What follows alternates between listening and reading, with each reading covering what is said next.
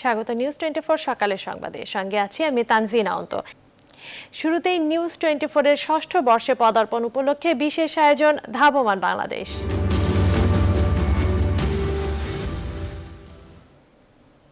Mega প্রকল্পের ওপর ভর করে বদলে যাওয়ার স্বপ্ন দেখছে বাংলাদেশ। যদিও প্রায় 1.5 বছর ধরে চলা করোনা বাস্তবতায় গতি কিছুটা হারিয়েছে বেশিরভাগ প্রকল্প, ফলে সময় মতো এসব প্রকল্প শেষ হওয়া নিয়ে শঙ্কা বাড়ছে।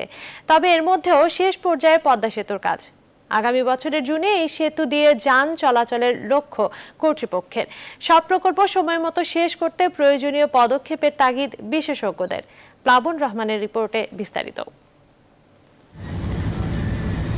নানা বাধা পেরিয়ে একেবারে শেষ পর্যায়ে স্বপ্নের পদ্মা সেতুর নির্মাণ কাজ। সেতুর উপরে এরই মধ্যে হয়েছে পরীক্ষামূলক এমন পিচ ঢালাই। দেশে করোনার ভয়াবহ অবস্থার মধ্যেও পুরোদমে এগুচ্ছে 6.15 কিলোমিটারের পদ্মা সেতুর কর্মযজ্ঞ। 42 খুঁটির উপর 41 স্প্যানে দৃশ্যমান এই সেতু দিয়ে আগামী বছরের জুনে যানবাহন চলাচলের লক্ষ্য কর্তৃপক্ষের। আমাদের প্রকল্প কাজ সমাপ্ত হয়ে যাবে ইনশাআল্লাহ জুন 2022। বাস্তবায়নের পথে চট্টগ্রামের সম্ভাবনা কর্ণফুলী টানেল প্রকল্প। নদীর তলদেশ দিয়ে নির্মিত 4 লেন বিশিষ্ট 3.4 কিলোমিটার দীর্ঘ টানেলের একটি টিউবের খনন কাজ শেষ। দ্বিতীয় টিউবের কাজও এগুচ্ছে দ্রুত গতিতে। প্রকল্পের অগ্রগতি প্রায় 70%। 2022 সালের ডিসেম্বরে এই প্রকল্প শেষের আশা কর্তৃপক্ষের। করোনার মধ্যেও আনুষ্ঠানিকভাবে নির্মাণ কাজ শুরু হয়েছে মাতারবাড়ি গভীর সমুদ্র বন্দর প্রকল্পে। সংশ্লিষ্টদের আশা 2026 সাল নাগাদ জাহাজ ভিড়বে মাতারবাড়ি সমুদ্র বন্দরে। তবে করোনার থাবায় কাজ চলমান থাকলেও প্রত্যাশা মতো এগোয়নি রাজধানীর 3 মেগা প্রকল্প। রাজধানীর উত্তরা থেকে মতিঝিল রুটের মেট্রো রেল প্রকল্পে এরই মধ্যে দৃশ্যমান বিভিন্ন স্টেশন। দেশে পৌঁছেছে লাল সবুজ এমন মেট্রো রেল সেট। তবে এবছরের ডিসেম্বরে মেট্রো রেল চালু হওয়ার কথা ফলাও করে বলা হলেও হয়তো তেমনটা হচ্ছে না। নতুন টার্গেটও দিতে পারছে না কর্তৃপক্ষ। রাজধানীর এয়ারপোর্ট থেকে ঢাকা চট্টগ্রাম মহাসড়কের কুতুবখালী পর্যন্ত এলিভেটেড এক্সপ্রেসওয়ে প্রকল্পে কাজ চলছে বটে, তবে মহামারী করোনার সঙ্গে মানিয়ে নিয়ে সব মিলিয়ে 9 বছরের 4 বার সময় পিছিয়েও প্রকল্পের অগ্রগতি মাত্র প্রায় 30%। আমরা করোনার মধ্যে কাজ আমরা বন্ধ রাখি নাই, কাজ পুরোদমে চলছে। পুরো পথে ঢাকা এলিভেটেড এক্সপ্রেসওয়ে অতিক্রম করবে 6টি ফ্লাইওভার। এই কুড়িল ফ্লাইওভারের পরে বনানী, মহাখালী, মগবাজার, খিলগাঁও এবং সবশেষে মেয়র হানিফ ফ্লাইওভারের উপর দিয়ে এই এক্সপ্রেসওয়ে নামবে ঢাকা চট্টগ্রাম মহাসড়কের কুতুবখালী। আর এসবকেই প্রকল্প বাস্তবায়নে বড় বড় চ্যালেঞ্জ মানছেন বিশ্লেষকরা, প্রকল্প সংশ্লিষ্টরাও। হিমশিম খাচ্ছে রাজধানীর আরেক মেগা প্রকল্প বাস র্যাপিড ট্রানজিট বিআরটি প্রকল্প। গাজীপুর থেকে বিমানবন্দর পর্যন্ত 20 কিলোমিটার বাসের জন্য আলাদা লেন প্রকল্পে অগ্রগতি অর্ধেক। ব্যস্ততম এই পথের দুর্ভোগ কবে কাটবে তা এখনো নিশ্চিত নয়। যোগাযোগ বিশেষজ্ঞ অধ্যাপক ডক্টর শামসুল হকের মতে করোনার ধাক্কায় সময় মতো মেগা সব প্রকল্প শেষ করা কঠিন হবে। এই করোনা বাস্তবতায় প্রত্যেকটা চেনের মধ্যে একটা বিরাট বত্তায় হয়ে গেছে। সো টপ থেকে পরামর্শ নাই, বটম থেকে ম্যাটেরিয়াল নাই। এই বাস্তবতায় টাইম ওভাররান হবে নির্দ্বিধায় বলা যায়। টাইম ওভাররান হলে খরচটাও বাড়বে। এজন্য মেগা প্রকল্পগুলোর গতি ধরে রাখা কর্তৃপক্ষের কাছে বড় চ্যালেঞ্জ হয়ে থাকছে সামনের সময়গুলোই। প্লাবন রহমান, নিউজ 24, ঢাকা। মহামারীর সময়ও বিশ্বের অন্যতম শীর্ষ প্রবৃদ্ধির দেশ বাংলাদেশ। প্রবাসীদের পাঠানো রেমিট্যান্স আর রপ্তানি আয়ের উপর নির্ভর করে প্রবৃদ্ধির এই চাকা সচল রয়েছে বলে মত বিশেষজ্ঞদের। পরিকল্পনা মন্ত্রী অবশ্য বলছেন, শুধু প্রবৃদ্ধি নয়, মহামারীতে মানুষের জীবন জীবিকাকে বাঁচাতেই নজর বেশি তাদের। অন্যদিকে ব্যবসায়ী নেতারা বলছেন, লকডাউনে কারখানা বন্ধ থাকলে প্রবৃদ্ধির ইতিবাচক ধারা ধরে রাখা সম্ভব হবে না। সুলতান আহমেদের রিপোর্ট। খেটে খাওয়া কৃষক সারাদিন ঘাম ঝরাচ্ছে মাঠে। তার শ্রম আর ঘামের সাথে প্রযুক্তির সমন্বয়ে ভৌগোলিকভাবে ছোট দেশটিও হয়েছে খাদ্যে স্বয়ংসম্পূর্ণ। তৈরি পোশাক সহ বিভিন্ন রপ্তানি খাতের শ্রমিকরা কাজ করছে রাত দিন। পাশাপাশি দেশের বাইরে থেকে রেমিটেন্স পাঠাতে ব্যস্ত প্রায় 1 কোটি বাংলাদেশি শ্রমিক। হিসেব বলছে, শেষ হওয়া 2020-21 অর্থ বছরে মোট প্রবাসী আয় এসেছে $24.78 বিলিয়ন। আগের বছরের চেয়ে যা 36% বেশি। আবার মহামারীর বছরে মোট পণ্য রপ্তানি হয়েছে $38.76 বিলিয়ন। যেখানে প্রবৃদ্ধি 15%। পাশাপাশি কৃষি খাতেও উৎপাদন হচ্ছে বেশ। সব মিলে ত্বরান্বিত হচ্ছে মোট দেশজ উৎপাদন বা জিডিপি। আমরা এখনো কৃষি খাতের উপর নির্ভরশীল অর্থনীতি হিসাবে, এবং সেখানে আমাদের উৎপাদনটা ভালো ছিল। IMF হিসেবে 2020 সালে বিশ্বের তৃতীয় প্রবৃদ্ধি অর্জন করেছে বাংলাদেশ। বাংলাদেশের উপরে ছিল গায়ানা আর দক্ষিণ সুদান। চলতি অর্থবছরেও যা ধরে রাখা সম্ভব বলে আশাবাদী সংশ্লিষ্টরা। তবে করোনা মহামারীতে চাকরি হারিয়ে বেকার হয়েছে লাখ লাখ কর্মজীবী মানুষ। সেই সব মানুষদের কাজে ফিরিয়ে আনা আর তরুণদের সহায়তার কথা বলছেন বিশেষজ্ঞরা। আমরা যদি তাদেরকে আরো সহায়তা দিতে পারি, বিশেষ করে প্রত্যন্ত অঞ্চলে যে সকল তরুণ আছে তাদের দক্ষতা বৃদ্ধি করতে পারি, তাদের কাছে ইন্টারনেটের সুবিধাটা আরো শক্তিশালীভাবে নিয়ে যেতে পারি, তাহলে কিন্তু বাংলাদেশের চেহারাটাই বদলে যাবে। অগ্রগতির এ যাত্রায় অবশ্য বড় বাধা হয়ে দাঁড়িয়েছে উৎপাদন বন্ধ রাখা। শীর্ষ ব্যবসায়ীরা তাই বলছেন কঠোর লকডাউনেও চালু রাখা উচিত কলকারখানা। অর্থনীতির চাকা চালু রাখার জন্য আমাদের পোশাক শিল্পের যে অর্ডার আছে, এক্সপোর্ট ওরিয়েন্টেড ইন্ডাস্ট্রিজগুলোতে যে অর্ডার আছে, সেই অর্ডারগুলোকে এক্সিকিউশন করার জন্য আমরা ফ্যাক্টরি চালু রাখার জন্য আমি অনুরোধ করছি। পরিকল্পনা মন্ত্রী অবশ্য বলছেন করোনা মহামারীর সময়ে নিম্ন আয়ের মানুষকে বাঁচাতে সবচেয়ে বেশি চেষ্টা করছে সরকার। অভ্যন্তরীণভাবে অন্তর্নিহিতভাবে আমরা ঠিক আছি, অত দারিদ্র যেটা বলা হচ্ছে অতটা নয়। এবং রাস্তাঘাটে আপনি ভুভুক্ষ মানুষ যে এখানে ওখানে খাবারের জন্য বসে আছে, সেইটাও নেই। মহামারীর বছরে জিডিপির প্রবৃদ্ধির বড় লক্ষ্যমাত্রা অর্জন নয়, মানুষের জীবন বাঁচানোই সবচেয়ে বড় লক্ষ্য সরকারের। পরিকল্পনা মন্ত্রী বলছেন পাশাপাশি বৈষম্য কমিয়ে আনতে পারলেই বছর শেষে গুণগত বাস্তবায়ন সম্ভব জিডিপি প্রবৃদ্ধির। সুলতান আহমেদ, নিউজ 24, ঢাকা। এবারে অন্যান্য প্রসঙ্গ। আওয়ামী লীগের বহিষ্কৃত নেত্রী হেলেনা জাহাঙ্গীরকে 3 দিন রিমান্ডে নেওয়ার জিজ্ঞাসাবাদ করার অনুমতি দিয়েছেন আদালত।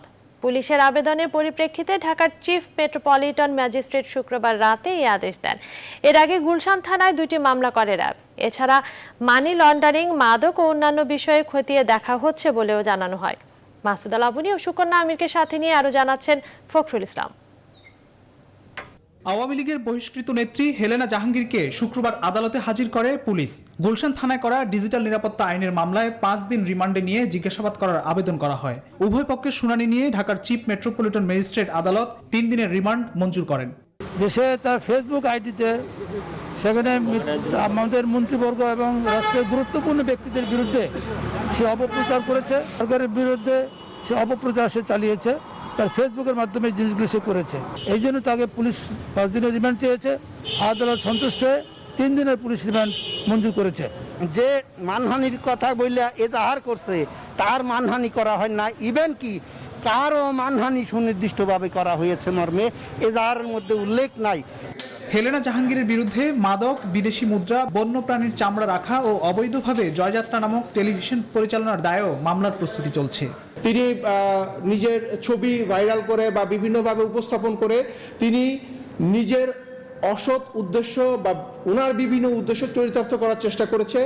র্যাব জানায় জিজ্ঞাসাবাদে উঠে এসেছে দেশ ও রাষ্ট্রের গুরুত্বপূর্ণ ব্যক্তিদের নিয়ে কুৎসা রটনাকারী প্রবাসী সেফুদার সঙ্গে গভীর যোগাযোগ ছিল হেলেনা জাহাঙ্গীরের। প্রবাসী আলোচিত সেফুদা, যিনি সামাজিক যোগাযোগ মাধ্যমে অশ্লীল ও কুরুচিপূর্ণ বক্তব্যের মাধ্যমে দেশবাসীর নজর কাড়তে চেষ্টা করেন, তার সাথেও তার যোগাযোগ আমরা দেখেছি। তার সাথে গ্রেফতারকৃত হেলেনা জাহাঙ্গীর নিয়মিত যোগাযোগ ও লেনদেন রয়েছে বলে জিজ্ঞাসাবাদে জানা যায়। এর আগে বৃহস্পতিবার রাতে তার গুলশানের বাসা অভিযান চালায় র্যাব। পরে আটক করে তাকে নিয়ে যাওয়া হয় র্যাব সদর দপ্তরে।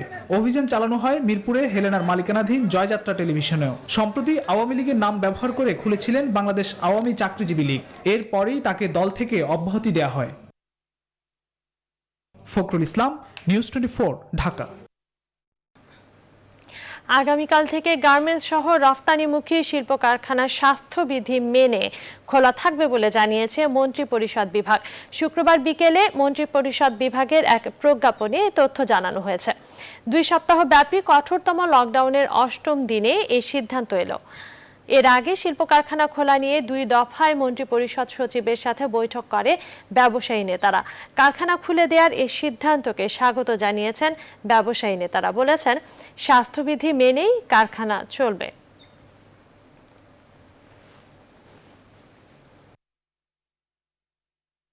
অনেকগুলো দেশ থেকে আমাদের দেশে অর্ডার আসছে, সেগুলো আমাদের এই ক্রিসমাসের আগে এবং সেই শীতের মৌসুমে অর্ডার, যেগুলো আমাদের তাড়াতাড়ি ডেলিভারি দেওয়া উচিত।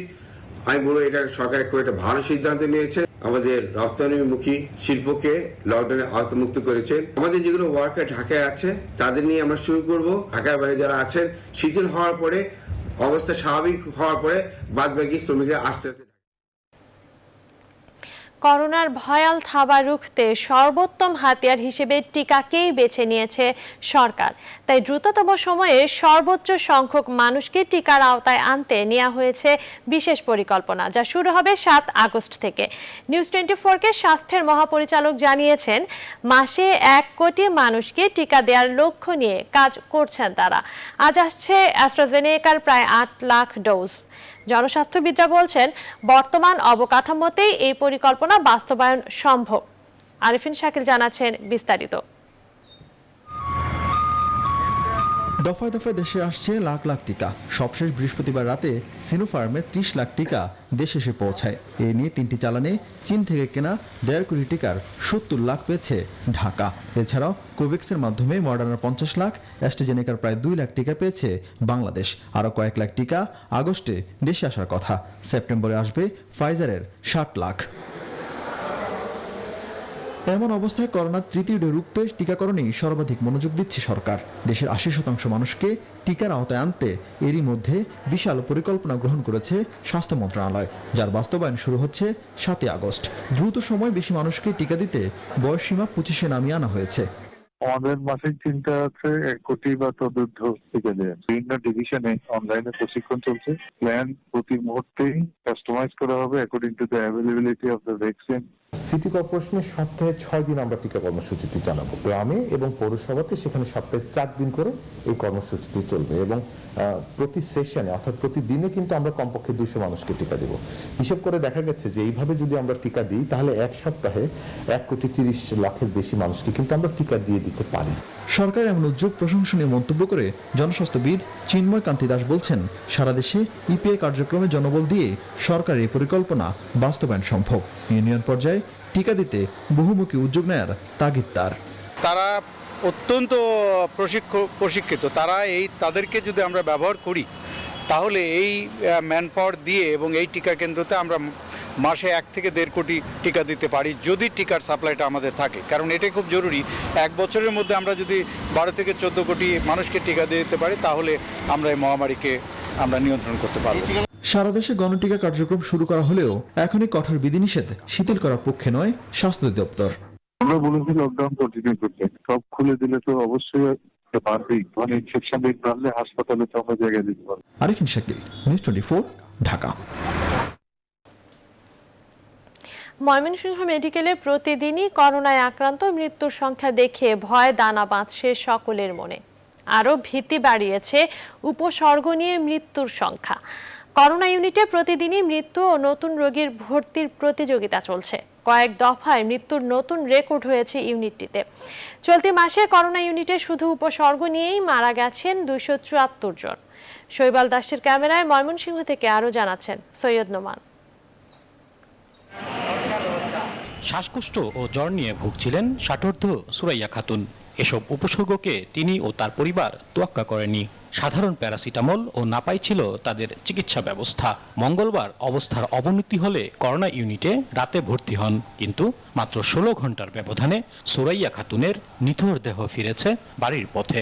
ভালুকা থেকে আমরা বলছি ইমার্জেন্সি ময়মনসিংহ হাসপাতাল নিয়ে আসি, তারপরে সমস্যা দেখা দেয়। সুরাইয়া খাতুনের মতোই করোনার উপসর্গ নিয়ে এখন মৃত্যুর মিছিল চলছে ময়মনসিংহ মেডিকেলের করোনা ইউনিটে। প্রতিদিনই কোভিড পজিটিভ রোগীর চেয়ে উপসর্গ নিয়ে মারা যাওয়ার সংখ্যাই বেশি। চলতি মাসে 453 জনের মধ্যে 274 জনেরই মৃত্যু হয়েছে উপসর্গ নিয়ে। বড় ভাই আব্বু ডাক্তার ময়মনসিংহ নিয়ে আসছে, টেস্ট করছে, করোনা ধরা পড়ছে। কালকে রাত্রে ভর্তি করেছি, ভর্তি করাটির পরে আইসিইউতে নেওয়ার পরে 12:30টার দিকে আমার মা মারা গেছে। চিকিৎসকরা বলছেন, উপসর্গ থাকলেও রোগী এবং স্বজনেরা উপসর্গের তোয়াক্কা করছেন না। হাঁচি, কাশি এই সিমটমগুলো নিয়ে রোগীগুলো প্রাথমিকভাবে চিকিৎসকদের শরণাপন্ন হচ্ছে না। দেখা যাচ্ছে যে এই রোগীগুলো যখন পরবর্তীতে গুরুতর উপসর্গ হচ্ছে তখন আমাদের এখানে আসছে এবং তখন আর আসলে আমাদের তেমন কিছু করার থাকে না। এমন পরিস্থিতিতে টেস্টের সংখ্যা বাড়ানোর কোনো বিকল্প নেই বলে মত দিচ্ছেন চিকিৎসক নেতারা। অ্যান্টিজেন টেস্টটা যদি দোরগোড়া পৌঁছানো যাইত, যেমন থানা লেভেলে সহ অন্যান্য যেসব শুধুমাত্র ময়মনসিংহ মেডিকেল কলেজে হচ্ছে, থানা লেভেলে হচ্ছে, এছাড়াও বেশ কয়েকটা পয়েন্টে যদি এটা করতে পারতাম তাহলে মনে হয় যে এই উপসর্গ নিয়ে যারা মারা যাচ্ছেন তাদের হারটা একটু কমে যেত। 210 শয্যার করোনা ইউনিটে বর্তমানে চিকিৎসাধীন আছেন 472 জন, আইসিইউতে আছেন 22 জন। সৈয়দ নোমান, নিউজ 24, ময়মনসিংহ। রাজধানীতে পাল্লা দিয়ে বাড়ছে ডেঙ্গু আক্রান্ত রোগীর সংখ্যা। 24 ঘন্টায় সারা দেশে রোগী ভর্তি হয়েছেন 170 জন। স্বাস্থ্য অধিদপ্তরের হিসেবে বলা হচ্ছে জেলা পর্যায়ের তুলনায় রাজধানীতে সংক্রমণ অনেক বেশি। স্বাস্থ্য অধিদপ্তরের মুখপাত্র বলছেন, বিগত বছরগুলোর তুলনায় এবার দ্রুত বাড়ছে ডেঙ্গুর প্রকোপ। এজন্য সাধারণ মানুষকে সচেতন হওয়ার পরামর্শ স্বাস্থ্য বিশেষজ্ঞদের। আলী তালুকদার জানাচ্ছেন বিস্তারিত। প্রতিদিন রাজধানীর হাসপাতালগুলোতে ক্রমেই বাড়ছে ডেঙ্গু আক্রান্ত রোগীর সংখ্যা। স্বাস্থ্য অধিদপ্তরের হিসেবে গত 2 বছরের তুলনায় এবছর ডেঙ্গুর প্রকোপ বেড়েছে অনেক বেশি। করোনার পাশাপাশি ডেঙ্গু মোকাবেলায় রাজধানীতে নির্ধারিত হয়েছে কয়েকটি হাসপাতাল। রাজধানীর স্যার সলিমুল্লাহ মেডিকেল কলেজ হাসপাতালের ডেঙ্গু আক্রান্ত রোগীদের ওয়ার্ডের চিত্র এটি। হাসপাতালটির 6 ও 7 তলার পুরো ওয়ার্ডের বেড ও ফ্লোরে ভর্তি ডেঙ্গু আক্রান্ত রোগী। ছেড়ে ছেড়ে জ্বর, বমি, রয়েছে শরীর ব্যথা। এমন সংক্রমণ নিয়ে ডেঙ্গু আক্রান্ত রোগীরা জানান, রাজধানীতে বেড়েছে মশার উপদ্রব, সাথে রয়েছে আতঙ্ক। রোগী আসতেছে যাচ্ছে, এডিস মশাটা আক্রান্ত বেশি।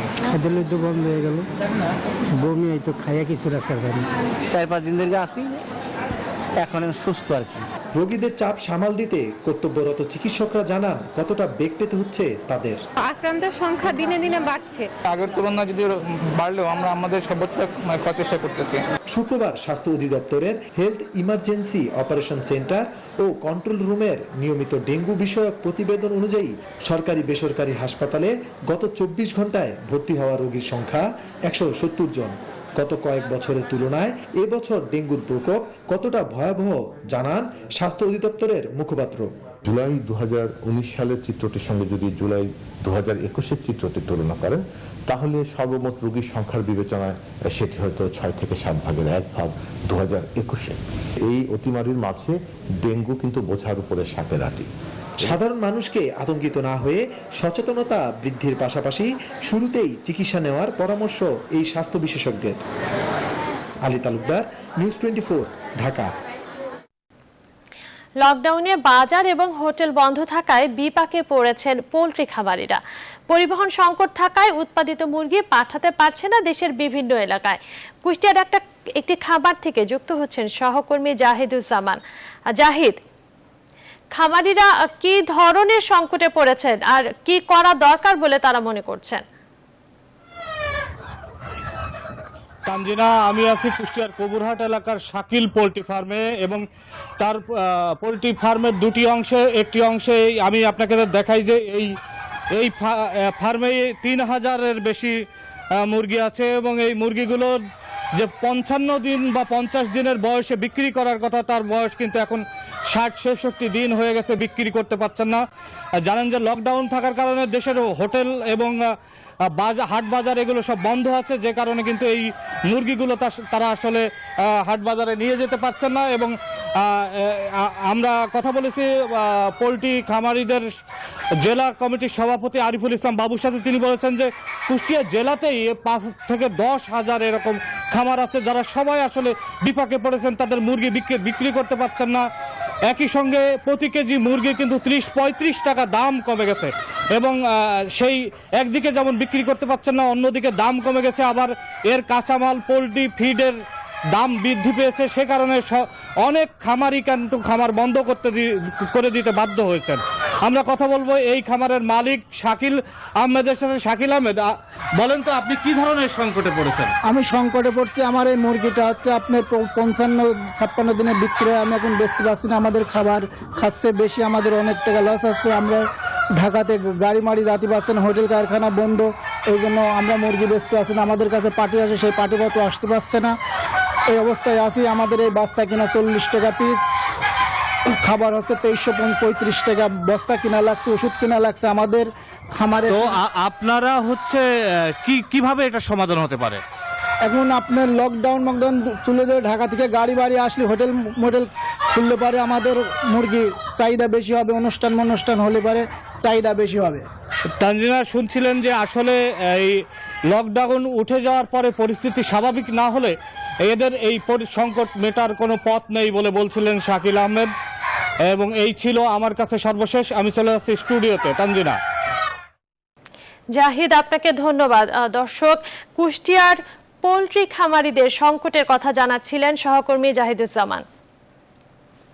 কাল থেকে শিল্প কারখানা খুলে দেওয়ার খবরে লকডাউনের মধ্যেও চাপ বেড়েছে ঢাকামুখী মানুষের। ফেরিঘাটগুলোতে বেড়েছে যাত্রী চাপ। বিস্তারিত জানাতে দৌলতদিয়া ফেরিঘাট থেকে যুক্ত হচ্ছেন সহকর্মী শফিকুল ইসলাম শামীম।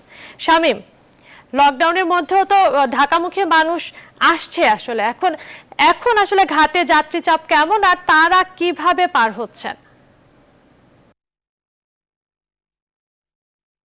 জানাচ্ছেন যে আগামীকাল থেকে কিন্তু গার্মেন্টসগুলো খোলার অনুমতি দেওয়ার পরে কিন্তু গতকাল সন্ধ্যার পরে থেকে কিন্তু যাত্রীদের একটা চাপ ঢাকামুখী পড়েছে। আমি এই মুহূর্তে দৌলতদিয়া 5 নম্বর ফেরিঘাটের চিত্রটি দেখাতে পারছি যে একটি ফেরি কিন্তু দৌলতদিয়া ঘাটে এই মুহূর্তে রয়েছে। সেই ফেরিতে কিন্তু পর্যাপ্ত পরিমাণ যাত্রী ঢাকামুখী হচ্ছে।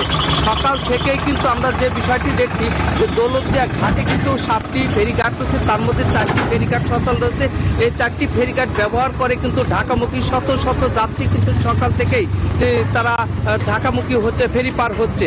তো এই সকল যাত্রী কিন্তু দক্ষিণ পশ্চিমাঞ্চলের 21টি জেলা থেকে আসছে। তাদের কিন্তু যে অভিযোগটি যে গার্মেন্টস খুলে দিচ্ছে কিন্তু গণপরিবহন বন্ধ রয়েছে।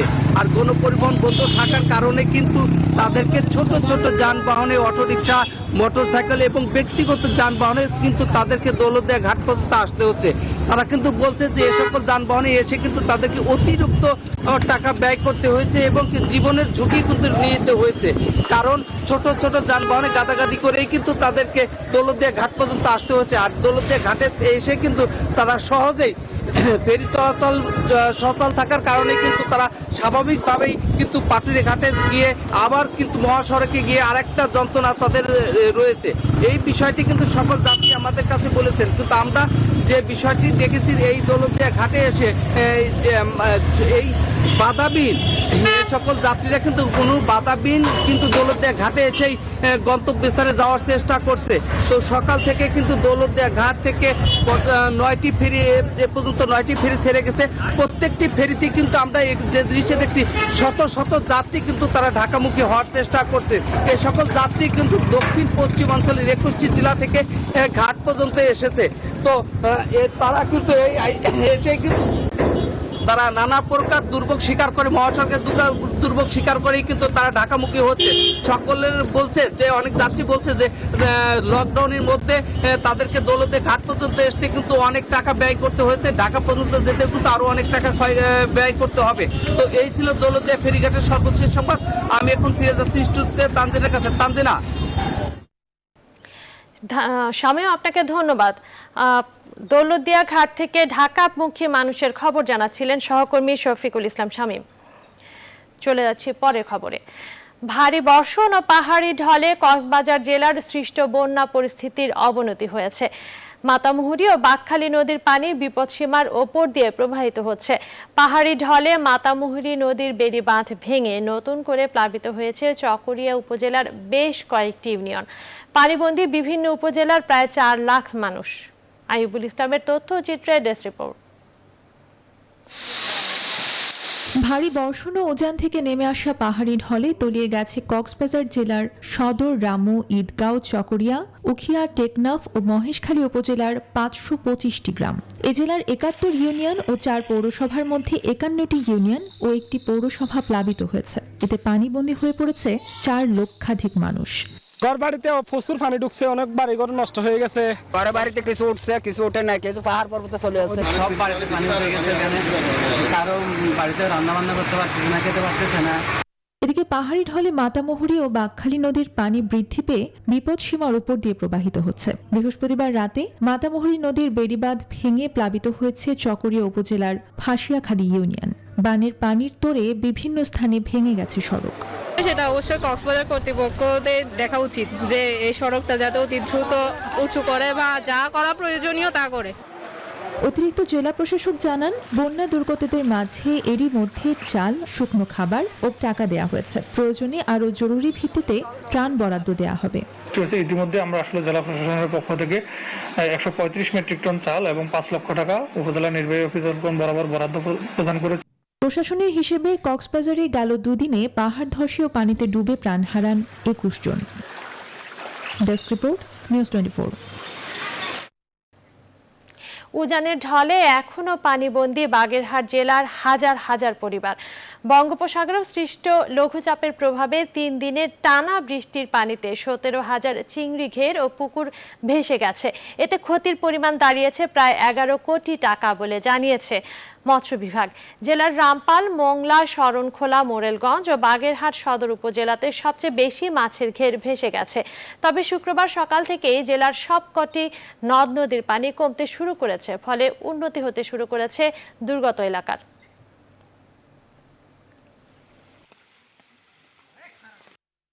অবদার ভেরিবাদের কারণে এখানে পর্যাপ্ত পানি অপসারণ ব্যবস্থা না থাকায় এটি পানিতে নিমজ্জিত হয়ে আছে। আমরা বিষয়টি গতকাল তাৎক্ষণিকভাবে বাগেরহাটের জেলা প্রশাসক মহোদয়কে জানানোর সঙ্গে সঙ্গে উনি শরণখোলা গতকাল পরিদর্শন করেছেন এবং পরিদর্শন করেও এটার পানি উন্নয়ন বোর্ডের সঙ্গে কথা বলে এই পানি অপসারণের একটি আশু ব্যবস্থা গ্রহণ করা হবে ইনশাআল্লাহ। পিরোজপুরের কাউখালীতে রুবি খানম নামে এক গৃহবধূ শারীরিক নির্যাতনের অভিযোগ করেছেন ভাসুরের বিরুদ্ধে। নির্যাতিতার অভিযোগ, চাকরির সুবাদে তার স্বামী ঢাকায়, এই সুযোগে বিভিন্ন সময় ভাসুর কুপ্রস্তাব দিয়ে আসলেও তিনি রাজি না হওয়ায় তাকে পিটিয়ে গুরুতর আহত করে ভাসুর ইমাম হোসেন।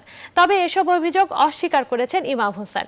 আর এ ঘটনার সুষ্ঠু বিচার দাবি করেছেন নির্যাতিতা সহ এলাকাবাসী। পিরোজপুর থেকে ইমন চৌধুরীর পাঠানো তথ্য চিত্রে ডেস্ক রিপোর্ট। পিরোজপুর কাউখালীর শয়না রঘুনাথপুর ইউনিয়নের হোগলা বেতকা গ্রামের গৃহবধূ রুবি খানম স্বামী চাকরির সুবাদে থাকেন ঢাকায়। 2 সন্তান নিয়ে স্বামীর বাড়িতেই থাকেন রুবি, কিন্তু বাড়িতে স্বামী না থাকার সুযোগে গেল 1 বছর ধরে বিভিন্ন সময় কুপ্রস্তাব দিয়ে আসছিলেন ভাসুর ইমাম হোসেন। বিষয়টি রুবি খানম স্বামীকে জানালে তিনি ইমাম হোসেনের বাড়িতে অভিযোগ দেন। এরই জের ধরে গেল রোববার রুবিকে কাঠ দিয়ে পিটিয়ে গুরুতর আহত করে ইমাম। গুরুতর আহত অবস্থায় কাউখালী উপজেলা স্বাস্থ্য কমপ্লেক্সে ভর্তি করা হয় রুবি খানমকে। ইমামের সাথে সাব্বির ও মিজানুর নামে 2 জন ছিল বলে জানান আহত রুবি। বাসুর ইমাম হাওলাদার আমারে কুপ্রস্তাব দেয়, অনুরোধ করছি যে আমার মারলে ফেলাস না, দরজা ভাঙ্গা যাইয়া এগো খাটের উপর উঠা আমার ইচ্ছা মতো পিটাইছে। ইমাম হোসেন বিভিন্ন অপরাধমূলক কর্মকাণ্ডে জড়িত জানিয়ে তার বিচারের দাবি করেছেন এলাকাবাসী। সম্পূর্ণ মিথ্যা এবং বানোয়াট এবং আমাকে সামাজিকভাবে হেয়পূর্ণ করা এবং আমার মেয়ের নামে যে ও মিথ্যা কথাটা বলছে ওইটাকে ঢাকার জন্য এটা আমার উপর একটা চাপ সৃষ্টি। তবে অভিযোগ অস্বীকার করেন ইমাম হোসেন। এলাকার মানুষের মনে হয় যে সামনাসামনি বলতে অনেকেই ভয় পাবে, কিন্তু এ বড় ভয়াবহ। আমার বিরুদ্ধে আগে থানা অসংখ্যবার গেছে, এখনো অনেক মামলা আছে। আর আমরা আপনাদের কাছে সঠিক বিচার চাচ্ছি, তদন্ত করে আইনি ব্যবস্থা নেওয়ার কথা জানান কাউখালী থানার ভারপ্রাপ্ত কর্মকর্তা। মারপিট এবং ভয়ভীতির হুমকি দিছে এরকম একটা অভিযোগ প্রাপ্তির পরে আমরা অভিযোগটা জিডি করেছি এবং আদালতে তদন্তের জন্য অনুমতি চেয়েছি। এই ঘটনায় পুলিশ নারী নির্যাতনের অভিযোগ না নিয়ে কথিত মারামারির অভিযোগ দায়ের করেছে বলে ক্ষোভ জানান রুবির স্বজনেরা। Desk report, news 24। উত্তরের জেলা পঞ্চগড়ের ওষুধের দোকানগুলোতে ভেজাল ও নকল ওষুধে সয়লাভ। স্থানীয়দের অভিযোগ, জ্বর, সর্দি, কাশি ও ভিটামিন জাতীয় সিরাপের নকল ওষুধ বিক্রি হচ্ছে। এতে প্রতারিত হচ্ছেন রোগী ও স্বজনরা। আবার চিকিৎসকের ব্যবস্থাপত্র ছাড়া প্রকাশ্যে বিক্রি হচ্ছে নেশা জাতীয় ট্যাবলেট ও ইনজেকশন। বিশেষজ্ঞরা বলছেন, মেয়াদোত্তীর্ণ ও ভেজাল ওষুধ সেবনে মানুষের মৃত্যু ঝুঁকি বাড়ছে। এ বিষয়ে দ্রুত ব্যবস্থা নেওয়ার তাগিদও দিয়েছেন তারা। সরকার হায়দারের তথ্য ও চিত্রে ডেস্ক রিপোর্ট। পঞ্চগড়ের বিভিন্ন ওষুধের দোকানে নকল ও ভেজাল ওষুধ দেদারসে বিক্রি হচ্ছে। এক শ্রেণীর অসাধু ব্যবসায়ী নকল ওষুধের রমরমা ব্যবসা করে হাতিয়ে নিচ্ছে লক্ষ লক্ষ টাকা। স্থানীয়দের অভিযোগ, করোনা মহামারীর এই সময়ে পঞ্চগড়ে বেড়েছে জ্বর, সর্দি, কাশির রোগী। এই সুযোগে জ্বর, সর্দি, কাশি ও ভিটামিন জাতীয় সিরাপের নকল ওষুধ বিক্রি করছে অসাধু ব্যবসায়ীরা। আসল ওষুধ চিনতে না পেরে নকল ওষুধ কিনে প্রতারিত হচ্ছেন অনেকে। আবার চিকিৎসকের ব্যবস্থাপত্র ছাড়া প্রকাশ্যে বিক্রি হচ্ছে নেশা জাতীয় ট্যাবলেট ও ইনজেকশন। এই গ্যাসের ট্যাবলেট 2 রকমের ওষুধ দিছে। ফল সিরাপটা আমি সচক্ষে দেখি, বিষাক্ত পদার্থের একটা ঘ্রাণ পাই। আমরা তো ওষুধের কিছু বুঝি না, মূল্যও বুঝি না, কোনটা ভালো কোনটা মন্দ। আমরা যাই ঔষধ দেয়, ঔষধ তো কোনো মেডিসিন কাজ করে না। সংশ্লিষ্টরা বলছেন, ভেজাল ও মেয়াদোত্তীর্ণ ওষুধ বিক্রি বন্ধ না হলে মৃত্যু ঝুঁকি বাড়বে। এমন প্রেক্ষাপটে দ্রুত ব্যবস্থা নেওয়ার দাবি জানিয়েছেন তারা। নকল ঔষধ সংগ্রহ করে এবং বিক্রয় করে তাদেরকে ধরে কঠোর শাস্তির আওতায় আনা হোক, এটি আমাদের দাবি। কারণ এই ভেজাল এবং নকল ওষুধ আমাদেরকে খুবই বিপজ্জনক অবস্থায় ফেলে দিচ্ছে। অবশ্য জেলা প্রশাসক বলছেন, এ বিষয়ে এরই মধ্যে নানা উদ্যোগ নেওয়া হয়েছে। আমাদের ড্রাগ সুপার এবং আমাদের জেলা প্রশাসন থেকে একটা যৌথ টাস্ক ফোর্স আমাদের ওষুধের দোকানগুলোতে অভিযান করবে, যে যেন এই ধরনের কোনো ভেজাল ওষুধ না থাকে। প্রশাসনের সর্বোচ্চ নজরদারি এই বিষয়ে রয়েছে। পঞ্চগড়ের ড্রাগ লাইসেন্স আছে এমন ওষুধের দোকানের সংখ্যা 700, আর লাইসেন্সবিহীন দোকান রয়েছে 1300। Desk report, news 24। বগুড়ার যমুনা নদীর চরাঞ্চল সহ 3 উপজেলার 900 মানুষের মাঝে ত্রাণ সামগ্রী বিতরণ করেছে দেশের সর্ববৃহৎ শিল্প প্রতিষ্ঠান বসুন্ধরা গ্রুপ। দুর্যোগকালে এমন মানবিক সহায়তা অব্যাহত রাখায় বসুন্ধরা গ্রুপের চেয়ারম্যান আহমেদ আকবর সোবহানের প্রতি কৃতজ্ঞতা জানিয়েছেন প্রশাসনের কর্মকর্তা সহ জনপ্রতিনিধিরা। বগুড়া থেকে আব্দুল সালাম বাবুর পাঠানো তথ্য চিত্রে ডেস্ক রিপোর্ট। করোনায় কর্মহীন বগুড়ার যমুনা নদীর চরাঞ্চলের খেটে খাওয়া অভাবী মানুষরা। কঠোর লকডাউনে তাদের হাতে কাজ নেই বললেই চলে। পরিবার পরিজন নিয়ে নিদারুণ কষ্টে কাটছে তাদের দিন। করোনাকালে সারা দেশে এমন অসহায় মানুষদের খাদ্য সহায়তা দিয়ে আসছে দেশের বৃহৎ শিল্প প্রতিষ্ঠান বসুন্ধরা গ্রুপ। তারই ধারাবাহিকতায় সারিয়াকান্দির নদীভাঙ্গা এলাকার অসহায় মানুষ সহ গাবতলী ও সোনাতলা উপজেলার 900 মানুষের মাঝে ত্রাণ সামগ্রী বিতরণ করা হয়। আমরা নদী ভাঙ্গা মানুষ, আজকে বসুন্ধরা প্রজেক্টের থেকে খাদ্য খাবার দিচ্ছে। মেয়েকে খায় কয়দিন ঠিকমতো খেতে পারবো। বসুন্ধরা যেহেতু আমাদের সাহায্য করেছে, চাইলে আমরা কিছুদিন অবশ্যই খাইতে পারবো। আল্লাহ যেন তাদের শুভ সংবাদ সই সালামতে রাখে। বসুন্ধরা গ্রুপের চেয়ারম্যানের নির্দেশনায় জেলার আরো 4000 মানুষকে ত্রাণ সহায়তা দেওয়ার কথা জানিয়েছেন বগুড়া জেলা শুভ সংঘের পরিচালক। আজকে এবং কালকে এই খাদ্য সহায়তা দেওয়া চলবে এবং রাজশাহী বিভাগের 24,000 মানুষকে আমরা এই সহায়তা দিব। করোনার এই দুঃসময়ে বসুন্ধরা গ্রুপের চেয়ারম্যানের অব্যাহত মানবিক সহায়তার প্রশংসা করেছেন প্রশাসনের কর্মকর্তা সহ জনপ্রতিনিধিরা। উপজেলার পক্ষ থেকে আমি বসুন্ধরা গ্রুপের উত্তরোত্তর শুভকামনা করছি। এরকম এই ধারাবাহিকতা যেন আগামী দিনেও এই সারিয়াকান্দিবাসীর জন্য তার থাকে। বুধবার থেকে বগুড়া জেলায় 4 দিন ব্যাপী এমন ত্রাণ বিতরণ শুরু হয়েছে। শনিবার আরো 3 উপজেলায় 4000 পরিবারের মাঝে ত্রাণ বিতরণের কর্মসূচি রয়েছে বসুন্ধরার। Desk report, news 24। এবার ফার্স্ট সিকিউরিটি ইসলামী ব্যাংক অর্থ বাণিজ্যের সংবাদ। করোনাকালীন রেলপথে আমদানি বাণিজ্যের চাহিদা বাড়ায় অবকাঠামো উন্নয়ন কাজ শুরু করেছে বাংলাদেশ রেলওয়ে। প্রায় 4 কোটি টাকা ব্যয়ে চলছে বেনাপোল রেল স্টেশন থেকে ভারতের পেট্রাপোল বন্দর পর্যন্ত পুরনো ব্রডগেজ রেল লাইন সংস্কার ও ডাবল রেল লাইন স্থাপনের কাজ। ব্যবসায়ীরা বলছেন, কন্টেইনার টার্মিনাল স্থাপন হলে আমদানি রফতানি বাণিজ্য আরও বাড়বে। রিপন হোসেনের তথ্যচিত্রে ডেস্ক রিপোর্ট। গেল বছর করোনার শুরুতে ভারতের বেনাপোল বন্দর দিয়ে 3 মাস আমদানি রপ্তানি বাণিজ্য বন্ধ থাকে। এতে আর্থিক ক্ষতির শিকার হন ব্যবসায়ীরা। পরে ব্যবসায়ীদের দাবির মুখে রেলপথে সব ধরনের পণ্য আমদানি শুরু হয়। রেলপথে আমদানির চাহিদা বাড়লেও ব্রিটিশ আমলের সংকীর্ণ আর জরাজীর্ণ রেলপথে মারাত্মকভাবে ব্যাহত হচ্ছিল বাণিজ্যিক কার্যক্রম। বিষয়টি কর্তৃপক্ষকে জানানো হলে গেল জুন মাসে রেলের অবকাঠামো উন্নয়ন ও সংস্কার কাজ শুরু হয়। 2 দেশের রেলপথের অবকাঠামোর উন্নয়ন হচ্ছে। এতে দুই দেশের আমদানি রপ্তানি বাণিজ্য গতি বাড়বে। যাতে রপ্তানিটাও যাতে রেলের মাধ্যমে ভারতে যায়, তাহলে আমাদের বাংলাদেশের জন্য একটা বড় ধরনের একটা সম্ভাবনাময় রপ্তানি খাতটা দেখা দেবে। বেনাপোল বন্দরে রেলপথে বাণিজ্যের ক্ষেত্রে কন্টেইনার টার্মিনাল চালু হলে আমদানি রপ্তানি বহুগুণ বৃদ্ধি পাবে। এই রেলওয়ে কাজটার শেষ হইতে আমাদের একজন পূর্ণাঙ্গ কন্টেইনারের আমরা দাবি জানাচ্ছি। কন্টেইনার টার্মিনাল চালু হলে রাজস্ব দ্বিগুণ থেকে 3 গুণ বৃদ্ধি পাবে। সংশ্লিষ্টরা বলছেন, উন্নয়ন কাজ শেষ হলে রেলপথে রপ্তানিও চালু করা হবে। আর এই কাজ শেষ হলে বাণিজ্য যেমন বাড়বে, তেমনি রাজস্ব আয়ও বৃদ্ধি পাবে। বেনাপোল বন্দরে এই মালামালগুলো আনলোডিং হচ্ছে। এখানে আনলোডিং এর ফলে রেলওয়ে রাজস্ব বৃদ্ধি পাচ্ছে। গেল মে মাসে বেনাপোল বন্দরের রেলপথে ভারত থেকে আমদানি হয়েছে 43,768 মেট্রিক টন পণ্য, আর রাজস্ব আয় হয়েছে 2,26,84,000 টাকা। Desk report, news 24। মাদারীপুরে ড্রাগন ফলের চাষ করে দৃষ্টান্ত স্থাপন করেছেন সজীব হোসেন সাদ্দাম নামে এক ব্যক্তি। তার বাগানে এই ফলের আশানুরূপ উৎপাদন হয়েছে। স্বল্প খরচে লাভ বেশি হওয়ায় প্রতি বছরই এ জেলায় বাড়ছে এই ফলের আবাদ। বেলাল রিজভির তথ্যচিত্রে ডেস্ক রিপোর্ট। মাদারীপুর সদর উপজেলার কালিকাপুর ইউনিয়নের চরনাচনা গ্রামের সজীব হোসেন সাদ্দাম চলতি বছরে জানুয়ারি মাসে নিজের 5 একর জমিতে 5,000 ড্রাগন ফলের চারা লাগান তিনি। গাছে ফল আসতে শুরু করেছে।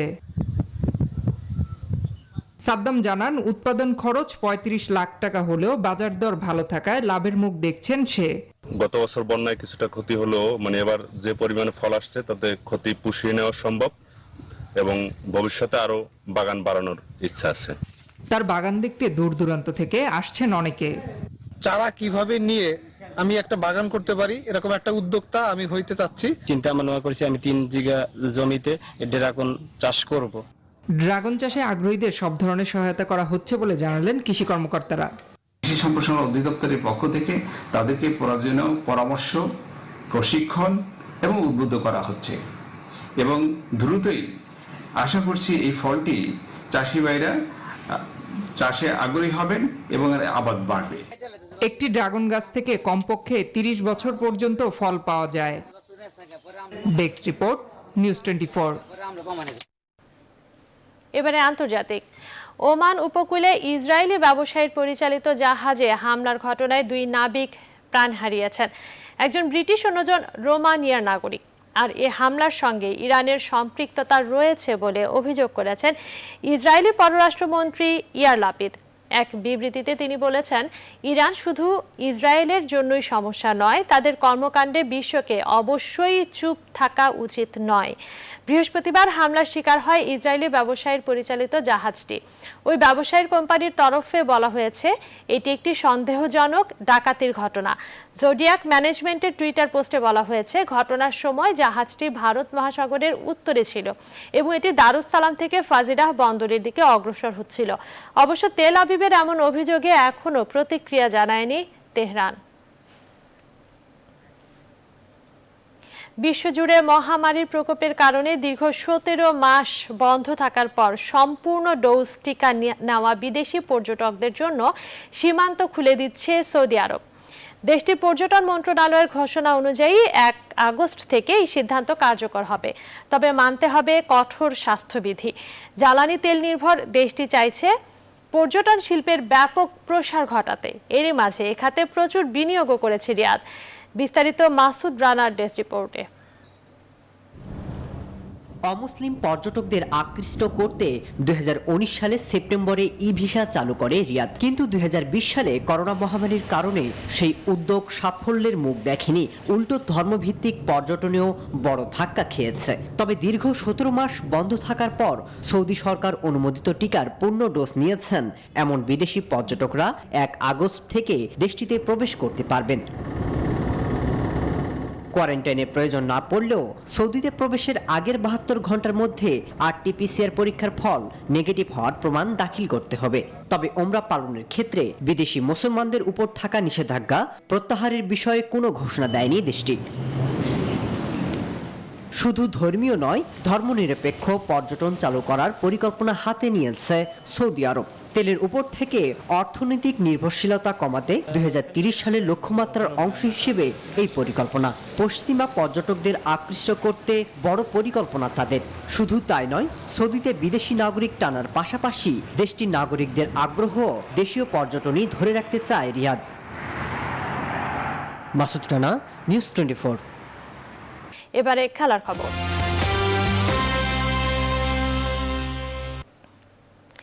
বাংলাদেশে পা রাখার পর থেকে বিসিবির সামগ্রিক আয়োজনে নিজেদের সন্তোষ প্রকাশ করেছে ক্রিকেট অস্ট্রেলিয়া। দুই দল অনুশীলনে নামার আগে মিরপুরের শেরে বাংলায় এখন চলছে মাঠ প্রস্তুত আর সৌন্দর্য বর্ধনের কাজ। গণমাধ্যমের সাথে আলাপচারিতায় বিসিবির প্রধান নির্বাহী নিজামুদ্দিন চৌধুরী সুজন বলেন, এই সিরিজের সফল আয়োজনের উপর নির্ভর করছে নিউজিল্যান্ড আর ইংল্যান্ডের বাংলাদেশ সফর। পার্থ বণিকের রিপোর্ট। হাতে মাত্র 2 দিন, এরপরেই 4 বছর বাদে মিরপুরের শেরেবাংলায় পা রাখবে টিম অস্ট্রেলিয়া। প্রথম ম্যাচ 3রা আগস্ট হলেও 1 তারিখ থেকেই অনুশীলন শুরু করবে দুই দল। তাই শেষ মুহূর্তে মাঠ আর উইকেট প্রস্তুতে ব্যস্ত সময় পার করছে মাঠ কর্মীরা। চলছে ফ্লাড লাইট, জায়ান্ট স্ক্রিন আর ছাউনি মেরামতের কাজ। এরই মধ্যে বাংলাদেশের 24 ঘন্টা কাটিয়ে ফেলেছে টিম অস্ট্রেলিয়া। নানা শর্ত রেখে সফরে আসা অজিরা কতটা সন্তুষ্ট বিসিবির আয়োজনে জানতে চাওয়া হয়েছিল বিসিবির প্রধান নির্বাহী কর্মকর্তা নিজামুদ্দিন চৌধুরী সুজনের কাছে। তাদের যে সমস্ত ইনফরমেশনগুলো আমি পাচ্ছি তাতে মনে হচ্ছে যে তারা এখন পর্যন্ত সব নিয়ে খুশি আছে। স্পেশালি প্রথম যে স্টেপটা ছিল তাদের টিম অ্যারাইভাল থেকে হোটেলে যাওয়া পর্যন্ত এবং হোটেলের যে এনভায়রনমেন্ট সব কিছু নিয়ে তারা খুশি আছে বলে আমি মনে করি। সদ্য সমাপ্ত ওয়েস্ট ইন্ডিজ ও অস্ট্রেলিয়ার মধ্যকার সিরিজে রিজার্ভ ডে থাকলেও বাংলাদেশ সিরিজে রাখা হয়নি তেমন কোনো ব্যবস্থা। যদিও আবহাওয়ার পূর্বাভাস বলছে 1 আগস্ট থেকে 9 আগস্ট পর্যন্ত বৃষ্টিপাতের সম্ভাবনা প্রবল। রিজার্ভ ডে না থাকার দায় পুরোটাই অস্ট্রেলিয়ার উপর চাপিয়েছেন বিসিবি সিইও। অস্ট্রেলিয়া যত সংক্ষিপ্ত সময়ের মধ্যে থেকে খেলাগুলো শেষ করে তারপর যেতে যাচ্ছে, সো এই অপশনগুলো নিয়ে আমাদের কাজ করতে হয়েছে। আমাদের ওয়েদার কনসিডারেশনও ছিল। তারপর যেহেতু টি20 ম্যাচ, আমরা আশা করি যে খেলাগুলো আমরা হয়তো আমাদের মতো করে শেষ করতে পারবো। পার্থ বণিক, নিউজ 24, ঢাকা। অলিম্পিকের 8ম দিনেও স্বর্ণপদক জয়ে চীন জাপানের আধিপত্য। সাঁতারে ছিল রেকর্ডের ছড়াছড়ি। 200 মিটার ব্রেস্ট স্ট্রোকে রেকর্ড গড়ে স্বর্ণ জিতেছেন দক্ষিণ আফ্রিকার তাতিয়ানা শোয়েনমেকার।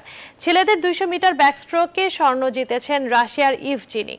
মেয়েদের 100 মিটার ফ্রি স্টাইলে অলিম্পিকের রেকর্ড গড়ে স্বর্ণ জিতেছেন অস্ট্রেলিয়ার এমা ম্যাককিওর। মাহফুজুল ইসলামের রিপোর্ট।